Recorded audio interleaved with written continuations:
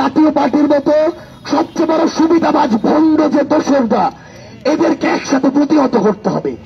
জাতীয় পার্টি ও জিএম কাদেরকে নিয়ে কড়া বার্তা দিয়েছেন এনসিপির মুখ্য সংগঠক সার্জিস আলম। লালমনিরহাটের 5 উপজেলার পথসভায় একের পর এক মন্তব্য করেছেন তিনি।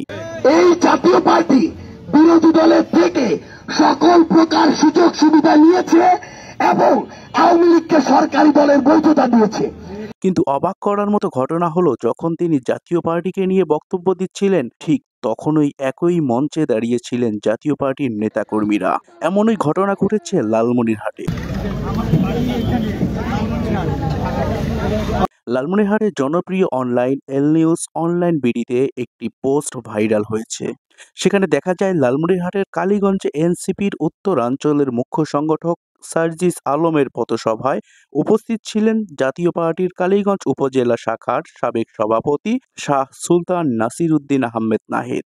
এই নাহিদ সাহেব কিন্তু উপজেলা পরিষদ নির্বাচনেও অংশগ্রহণ করেছিলেন। আমরা সকলেই স্লোগানে স্লোগানে তাকে বরণ করে নেব। আমাদের লালমনিরহাটের জন্য আমরা গর্বিত যে আমরা তাকে আমাদের লালমনিরহাটের প্রাণকেন্দ্র মিশন মোড়ে আমরা উপস্থিত করতে পেরেছি। অন্যদিকে সামাজিক যোগাযোগ মাধ্যমে আরো কিছু ছবি ভাইরাল হয়েছে। সায়েম আদনান নামক একটি ফেসবুক আইডিতে প্রকাশিত ছবি অনুযায়ী একই দিনের শেষ কর্মসূচি হিসেবে লালমনিরহাটের মিশন মোড়ে অনুষ্ঠিত পথসভায় দেখা যায় জাতীয় পার্টির লালমনিরহাট জেলা শাখার তথ্য ও যোগাযোগ প্রযুক্তি বিষয়ক সম্পাদক এবং জাতীয় ছাত্র সমাজের নেতা মুকুল হোসেনকে।